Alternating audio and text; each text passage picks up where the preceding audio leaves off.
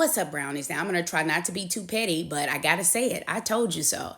About 5 months ago, I was almost run off the internet when I was trying to tell you all that two things in particular were getting ready to happen.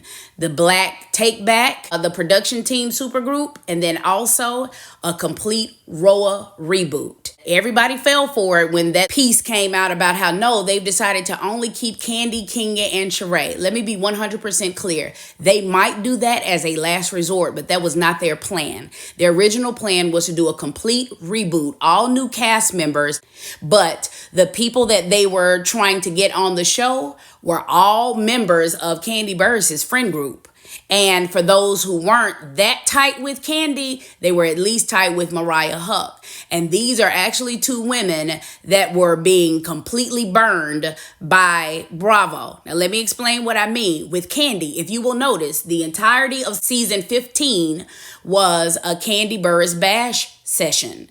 They were talking about her never showing up and not being a real friend. And then they even did that horrible stunt with making fun of her other businesses on the reunion. Didn't you all think that that was a bit peculiar? If y'all don't want her on the show anymore, just don't bring her back for the next season. Why did y'all have to embarrass her like that? See, they hate smart, so-called uppity black women who are double dipping by getting money in front of the camera and also behind the scenes, which is what Kandi and Todd was doing, in particular with the fact that not only was she the longest running housewife in Housewives history, but she also had more spinoffs than anybody on Bravo. And those spinoffs were being produced with Kandi and Todd being in the background and collecting that money there with producer credits for her spinoffs.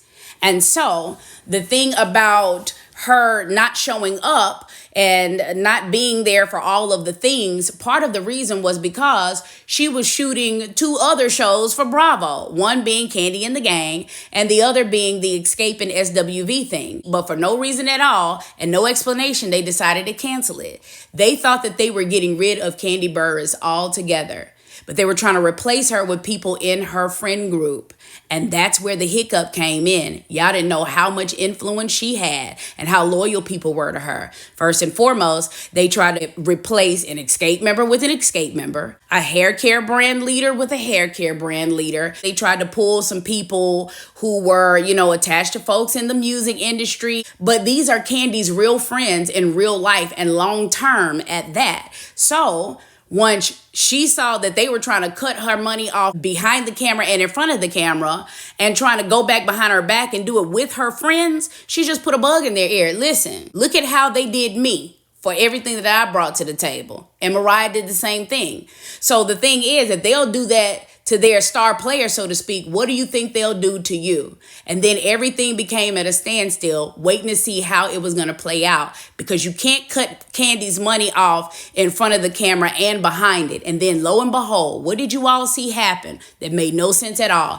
First and foremost, hey, we changed our mind. Kandi and the Gang is going to be renewed for another season. Why? Why was it canceled to begin with? No answers. Then the next thing that happened, hey, we're going to have Kandi and Todd's movie streaming on Peacock, of all streaming services, the one that is under the same NBC Universal umbrella as Bravo. Since she's the longest running housewife and has the most spinoffs, for all of the money that Bravo has made off of her and Todd want to be back on the production team, getting that production money, behind the scenes money for RHOA Sweet 16. And that to me is only fair. Now, recently, Kandi expressed some real concerns and frustration talking about, hey, listen, we haven't heard anything back from the show. No decisions and contracts have been made, and we need to know where we're going with this because it's holding everything up. In order to explain fully what her frustration was with that, I'm going to have to explain the whole Black Takeback thing that they were working on behind the scenes. It was supposed to be 5 key players, 2 smaller fish, 2 big fish, and then 1 medium-sized fish that was the most pivotal thing in the middle. So your 2 big fish were supposed to be Tyler and Oprah. Your medium fish that was most pivotal was Carlos King. And then your smallest fish was going to be Martel Hol and the Tuckers, Kandi and Todd. Now, Mariah was brought in because of the magnitude of what she was able to do with Married to Medicine from concept to fruition, which I don't think a lot of people really give her credit for. And then with Kandi and Todd, in order for that to work, there were some fences that had to be mended both personally and professionally with Kandi and Todd and Carlos, respectively. Just in case, what Carlos was working on was his backup plan of people to replace the Kandi and Todd element with. But besides that, there were 3 major wild cards that happened that really nobody saw coming. So besides Tyler not getting BET, the first thing that nobody had on their bingo card was Christian Keys coming out with his insinuations. The next wild card that nobody saw coming was Taraji P. Henson, and the fact that her speaking out about the pay thing, people are really noting that as the reason why Color Purple did not get the turnout that they had expected.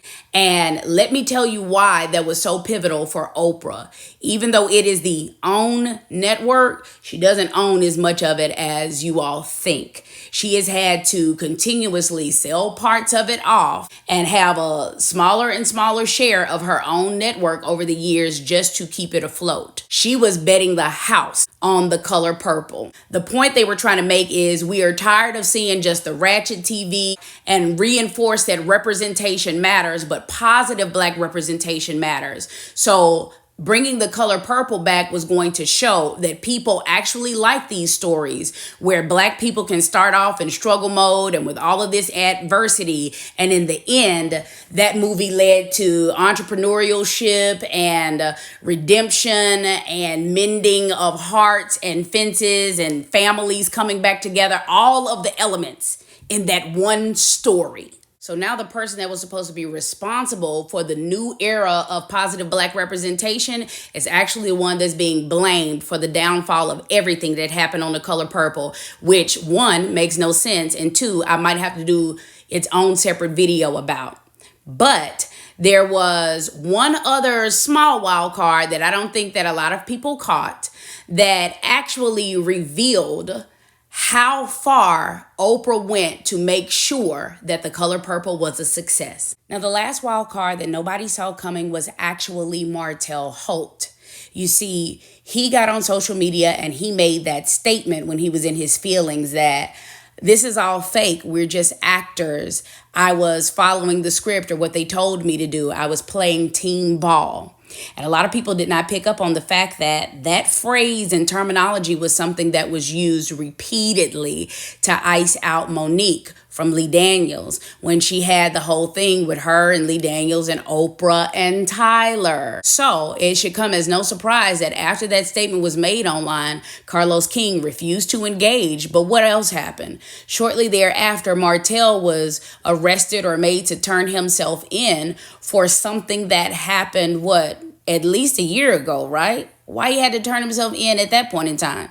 He was telling the truth the entire time. She used her #1 show on the network. One of the first things that she did was in the opening credits for that season, they all wore the Color Purple. And then she changed the graphics to the show to where the background was multiple colors of purple. And then the logo was changed to the Color Purple. But what you all really did not catch was the fact that she took key moments from the plot of the Color Purple, and that actually played out in the script that they gave them for this season on Love and Marriage Huntsville. If the subs go up, one thing that I will do is the Color Purple Huntsville mashup little series for you all, and I think you'll find that entertaining. But I'll go ahead and just leave you with this.